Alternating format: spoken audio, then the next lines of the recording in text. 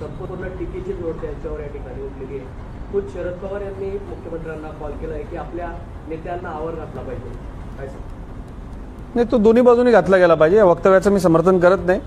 गोपी शेठ माझे मित्र आहेत, कालच माझ्याबरोबर होते मंत्रालयामध्ये, आम्ही दुपारी सोबत होतो. पण रानावनामध्ये फिरणारा मेंढपाळाचा मुलगा आहे, त्यांची भाषा शिवराळ आहे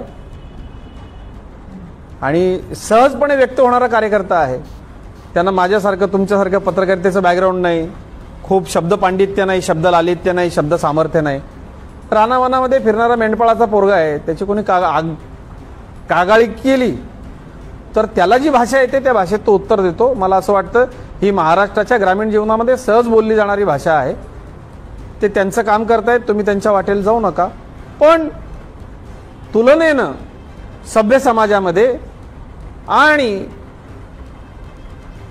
तुलनेनं जी मंडळी स्वतःला एका विशिष्ट दर्जापर्यंत आम्ही आहोत असं समजतात, त्यांना ही टीका झोंबण्यासारखी.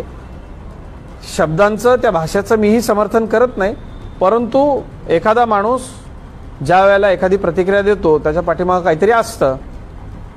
न बोलता टोळ्या चालवणे, न बोलता खून पाडणे, नगरपालिका आमदारकी ताब्यात मिळवण्याकरता सामान्य जनांचे, पत्रकारांचे, सामाजिक कार्यकर्त्यांचे, माहिती अधिकार कार्यकर्त्यांचे, इतरांच्या करवी सुपाऱ्या देऊन खून पाडण्यापेक्षा जे मनात आहे ते निश्चितपणे स्वच्छ आणि स्पष्टपणे थेट बोलणाऱ्या मेंढपाळाच्या मुलाचं कौतुक करतो मी. फक्त शब्द चुकलेत त्यांचे. यावरूनच मुख्यमंत्री देवेंद्र फडणवीस यांनी त्यांना समज दिली आहे की भविष्यात जर चांगला नेता व्हायचं असेल तर हे असं वक्तव्य करणं योग्य नाही असा सल्ला त्यांनी दिला. देतात ना मुख्यमंत्री महोदय, आम्हालाही देतात. प्रत्येकाला आमचे नेते आहेत ते, आम्हाला समज देणं त्यांचं कामच आहे, मलाही देतात.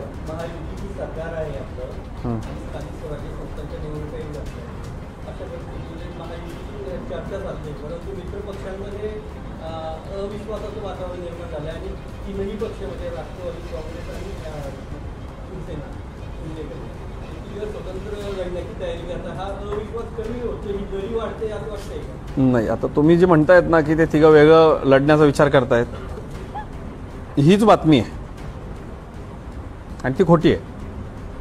मला असं वाटतं की जोपर्यंत घरात बाबा आपल्याला काही देत नाहीत, नक्की काही देत नाही, तोपर्यंत घरामध्ये चर्चा सुरू असते, हे मिळेल, ते मिळेल, ते मिळेल, असं होईल, तसं होईल. तशी ही चर्चा आहे. तीनही श्रेष्ठींचं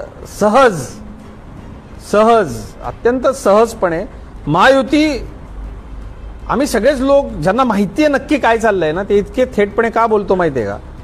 माननीय मुख्यमंत्री महोदय, माझे नेते आदरणीय देवेंद्रजी, अजितदादा आणि एकनाथ शिंदे साहेब यांचं सध्या इतकं नैसर्गिकपणे आणि सगळं सहज चाललेलं आहे. तर ते बरेच लोक असे आहेत, त्यातले बरेच लोक मला माहिती आहेत, ते संध्याकाळी कुठे जातात, त्यांचा स्पॉन्सर्ड कोण आहे, मग चर्चा होते. आता मी त्याच व्यवसायातला असल्यामुळे मला अतिशय चांगलीच माहिती आहे की पॅकेजेस कसे कसे आहेत.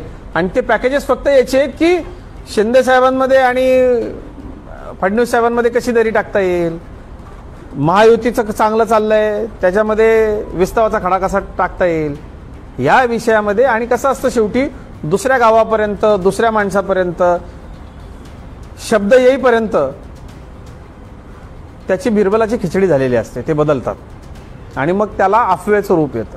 त्यामुळे हे असं सगळं मनातनं काढून टाका. आपल्या माध्यमातनं महायुतीच्या सर्व कार्यकर्त्यांना मला इतकंच सांगायचं आहे की आपण सोबत लढणार आहोत. आपले नेते अतिशय ताकदीनं सोबत आहे, त्यामुळे तुम्ही कुठल्याही चर्चांकडे अजिबात लक्ष देऊ नका. अशाच नवनवीन अपडेटसाठी आमच्या खबर गावाकडची या चॅनेलला सबस्क्राईब करा. आमचे व्हिडिओ लाईक करा आणि शेअर करा. धन्यवाद.